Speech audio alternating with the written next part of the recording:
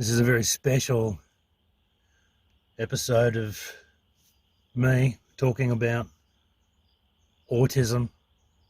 I had to get out of the house, man. I had to get out of the house. I just felt cooped up. You know what it's like. It's good to have a home. It's good to have a place. Sometimes you got to get the fuck out of there and spread your wings and fly. So I left the house to go for a skate.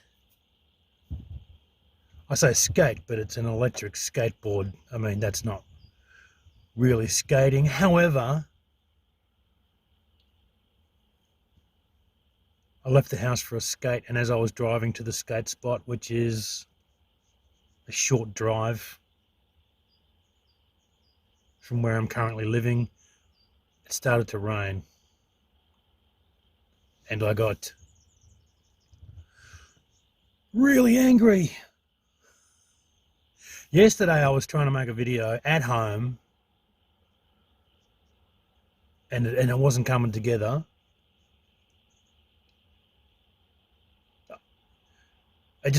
Sometimes it's like that. It doesn't matter how much experience you have. Sometimes you go to do the thing that you are good at and you can't get into the flow. Something's not right. I was doing that yesterday and I was getting angrier and angrier and angrier, and I realized, oh, right, okay. I see what's happening here. I have to stop because,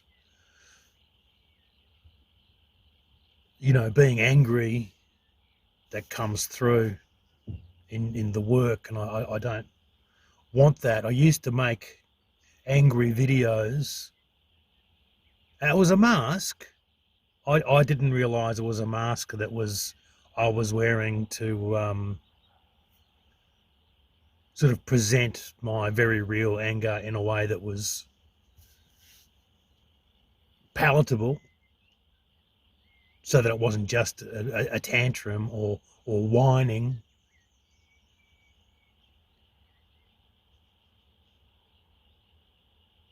But after a while, I really got sick of doing the anger thing. I really got sick of it. I just thought, this isn't me.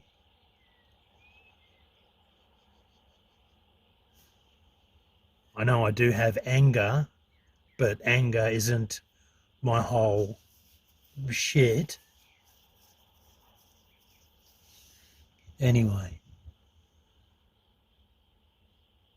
as part of anger, one of the things that I would do, and I now realise that this was something I did, A, because I was autistic, am autistic, and B, because I didn't know I was autistic, so I wasn't doing, you know, the right things to live properly autistically. So I'd make these angry videos and people would have a strong emotional response that was often very positive.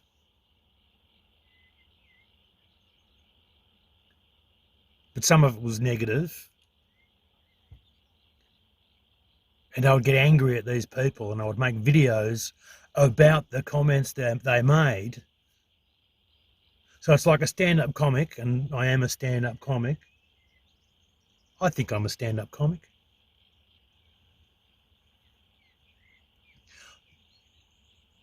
By the way, let's not go on the tangent of who I think I'm arguing with in my head about whether I'm a stand-up comic or not. That's whatever. It's like a stand-up comic being heckled and then returning the next night to the same venue and doing a set based on, you know, him dealing with being heckled, and the audience doesn't know why this is happening and they lose interest. This is what I did with my YouTube sort of career, I think, in part, which is, you know,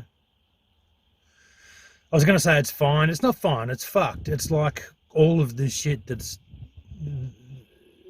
connected to wandering through this world autistic but not knowing it. So not getting the help I needed and not giving myself the help I needed because I didn't know that's what I needed. I didn't know what I needed. So yeah, it sucks. So I've been through this honeymoon period about autism for the last something like 3-4 months. And I couldn't tell you if it's 3 or 4 or fucking 5. I don't do that shit. Numbers and dates are not my time.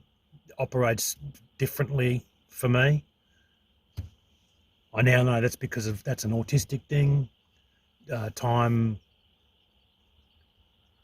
Look, I wouldn't even bother to try and explain it how it works for me, but it doesn't work like a calendar that goes in one direction. So I've been in this honeymoon period about autism, and I got my diagnosis. Great, I'm autistic. This is who I am. Brilliant.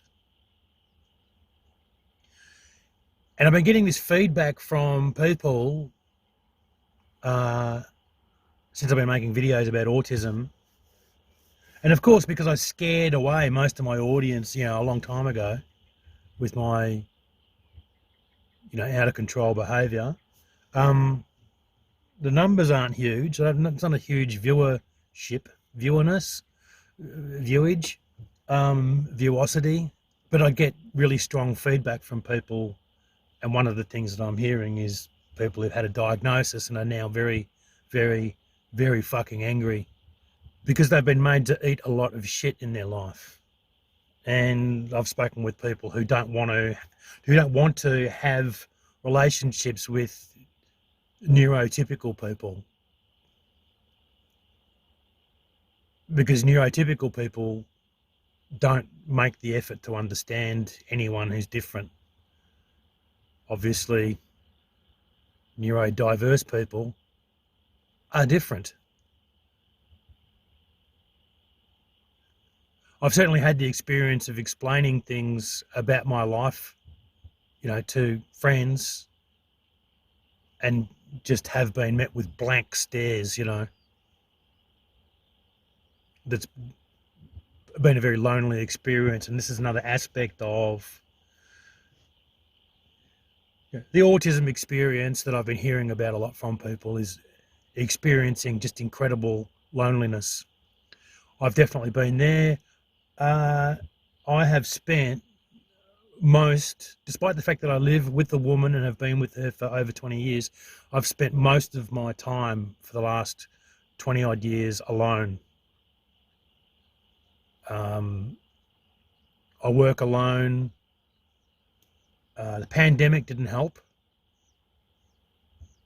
I sort of liked it in some ways, but in other ways, I need to see people. I need to get together with people and have a good old gas bag.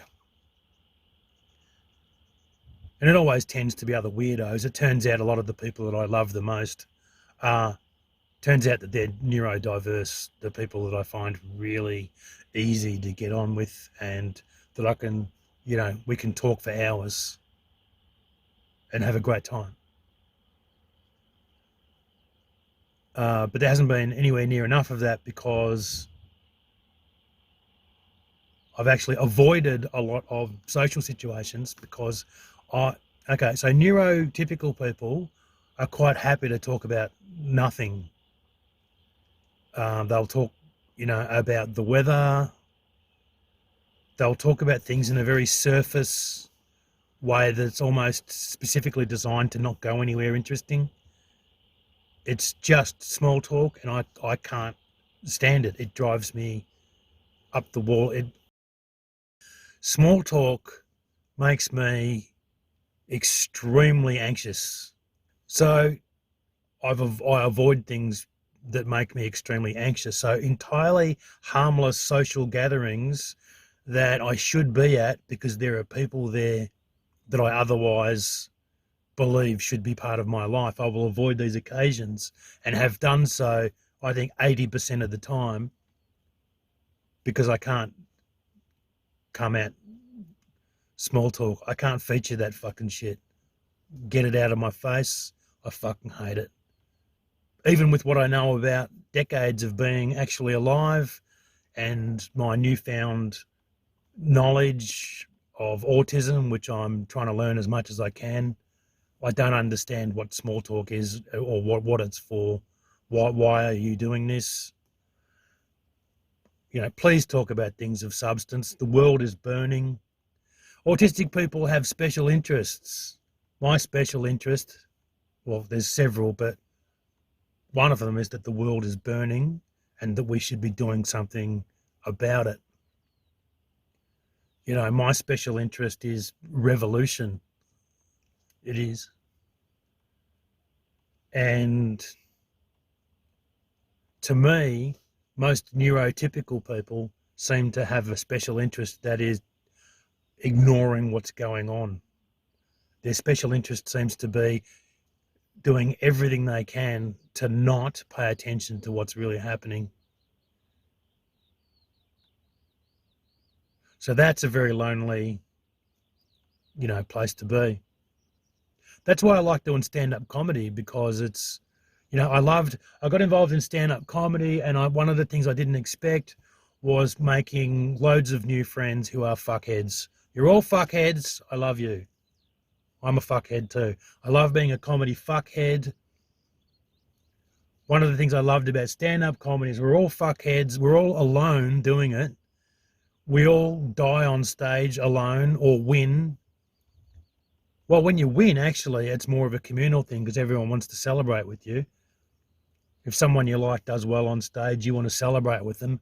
You're so happy for them. It's beautiful, right? That's why, for me, stand-up comedy, despite it being a really lonely, cold, unsettling place or space, stand-up comedy, that's why, for me, I've believed for the longest time it's the safest place for me to be. Because the real world is like that for me. So you have to pick what world you want to be in. But so today and yesterday, I've just been getting angry, and it's because I've been thinking about, well, I'm going to have to try and make a video about how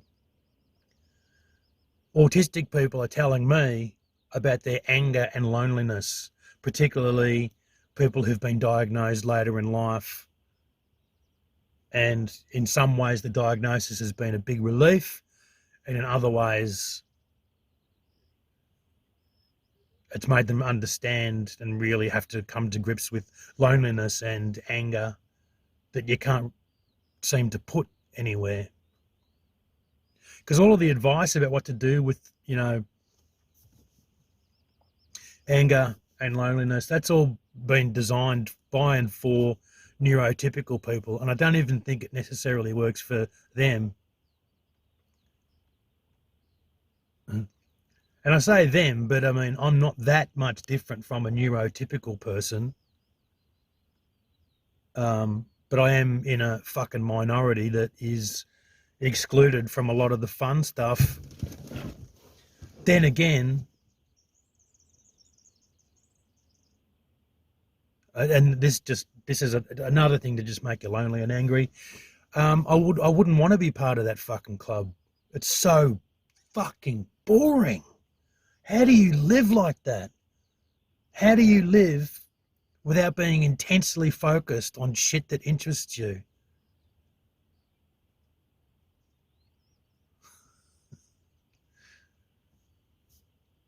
My psychologist said to me, warned me to keep an eye out and watch out for demonization, that is, falling for the trap of looking at neurotypical people as now an enemy, and people who,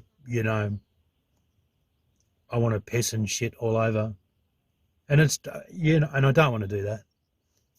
I'm not interested in that. I am interested in being, just brave and raw and unflinching about my experience with autism, because, I'm thinking autism advocacy. Well, you can't lie about it. You can't, as a mate, as a good mate said a long time ago, you can't hide, mate. You got to let them know you're struggling. Uh,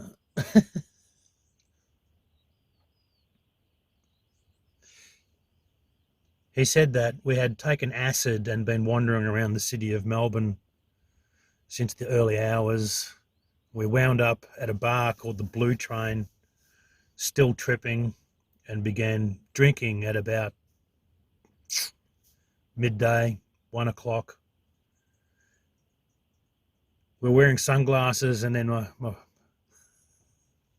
mate took his sunglasses off, and I made some comment about the fucked holes in the front of his face, and he said, "Can't hide, mate. Got to let them know you're struggling." And that became our catchphrase. You can't hide. You got to let them know you're struggling. When you do that, what's going to happen is people will fucking then offer you hugs and shit, which you just have to be cool about that and go, okay, thanks, nice. And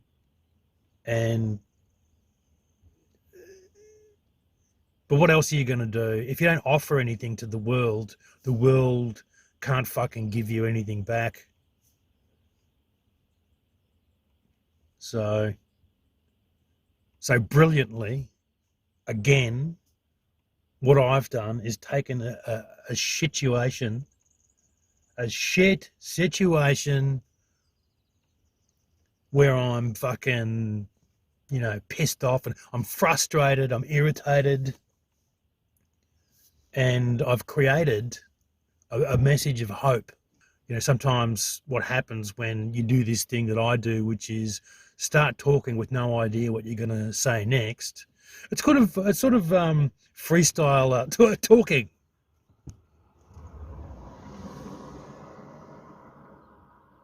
Or talking. Thanks for driving past, mate.